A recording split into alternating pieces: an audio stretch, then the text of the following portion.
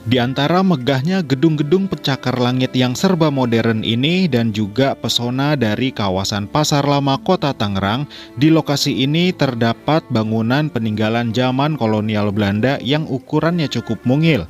Yuk kita lihat-lihat di sekeliling.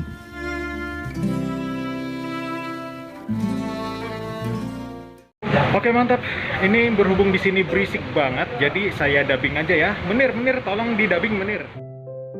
Oke teman-teman, kembali lagi di channel Vian dan Bos. Oh ya, sebelumnya saya juga mau mengucapkan selamat menunaikan ibadah puasa untuk kalian semua yang menjalankannya.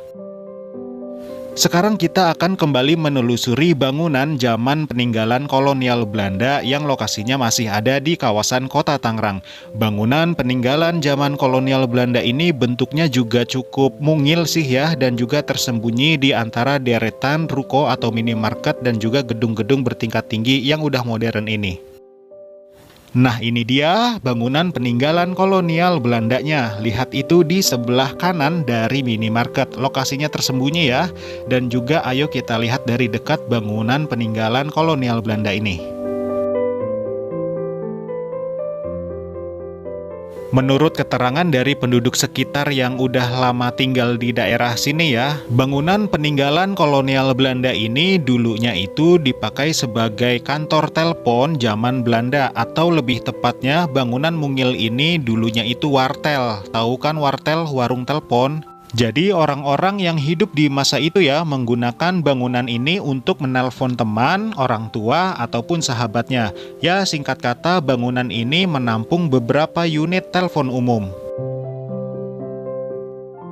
Untuk bangunan peninggalan kolonial Belanda yang mungil ini ya, belum diketahui secara pasti tahun berdirinya bangunan kolonial Belanda ini. Tapi menurut beberapa penduduk di sekitar yang cukup lama tinggal di daerah sini menyampaikan bahwa bangunan kolonial Belanda yang mungil ini sudah ada sekitar tahun 1900-an. Dan informasi tadi mereka dapatkan secara turun-temurun. Kalau informasi tersebut benar, berarti tahunnya nggak jauh-jauh banget dari tahun masuknya telepon pertama kali ke Hindia Belanda.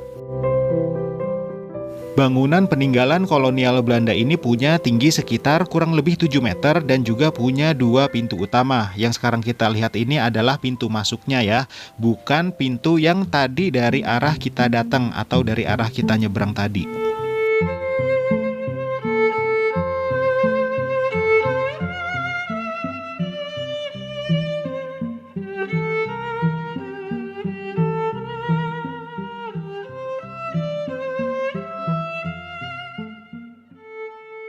Untuk literasi sejarah dari wartel zaman kolonial Belanda ini sangat sulit ya untuk saya dapatkan. Jadi dengan terpaksa saya mengandalkan sumber sejarah lisan dari penduduk di sekitar.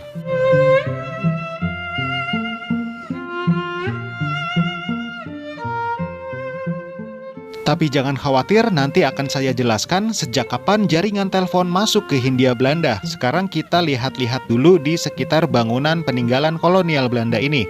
Untuk gagang pintunya jelas sudah diganti yang baru ya teman-teman. Nah kalau kayu penyangga bagian atas yang sekarang kita lihat ini masih asli, belum diganti sama sekali.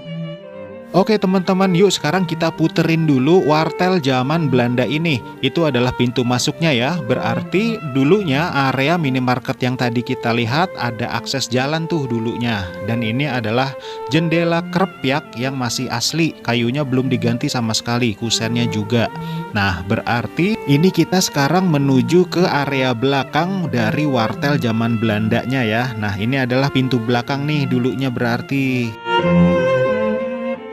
Siap-siap ya teman-teman, habis ini kita akan masuk ke bagian dalam dari bekas wartel zaman Belandanya. Nah ini adalah bapak yang menghuni bangunan kolonial Belanda ini. Dan kebetulan nih saya udah dapat izin dari sang penghuni rumah. Kebetulan si bapak dan ibunya yang menghuni rumah welcome juga nih ya.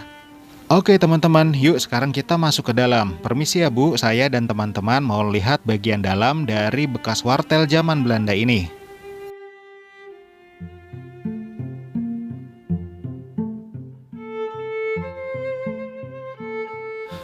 Nah teman-teman, untuk di bagian dalam ini lebarnya kurang lebih 4 kali 4 meter aja. Dan bekas wartel zaman Belanda ini udah 1 tahun ditempati oleh si bapak dan ibu tadi. Menurut keterangan dari yang menghuni rumah ini ya, atau bangunan ini, ada kecocokan dari penduduk di sekitar yang menyatakan bahwa bangunan ini dulunya adalah wartel, yang kalau si bapak tadi bilang dulunya ini adalah kantor telepon.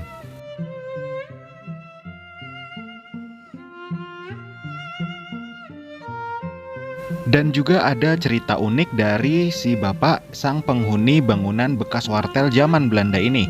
Jadi ketika beliau dan keluarganya pindah ke bekas bangunan kolonial Belanda ini, si bapak penghuni rumah mau memajang foto anak-anaknya dan juga untuk keperluan gantungan baju nih ya.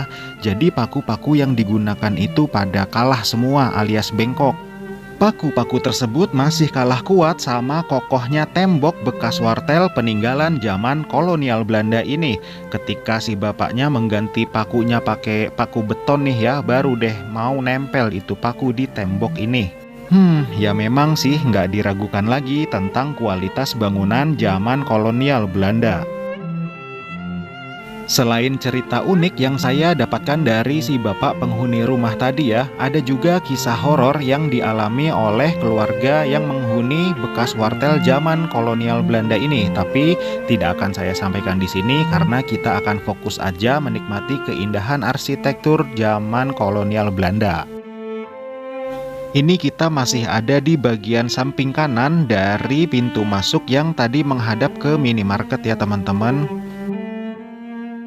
Di sini saya mulai iseng nih untuk megang jendela krepyak yang ada di bangunan ini, dan ternyata bener aja ini kayunya masih asli. Terus juga selain itu saya iseng untuk megang tembok bagian luar bekas wartel zaman Belanda ini, dan ternyata ya memang keras sih, tebel gitu. Ini untuk engsel jendelanya baru ya teman-teman, untuk jendela krepyaknya masih asli kayunya.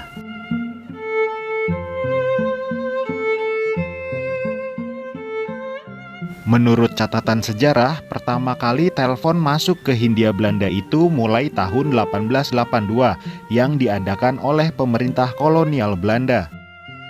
Nah, untuk proyek pembangunan jaringan telepon di Hindia Belanda dipegang oleh perusahaan milik pemerintah kolonial Belanda yang bernama Posterrein Telegraphy and Telephony.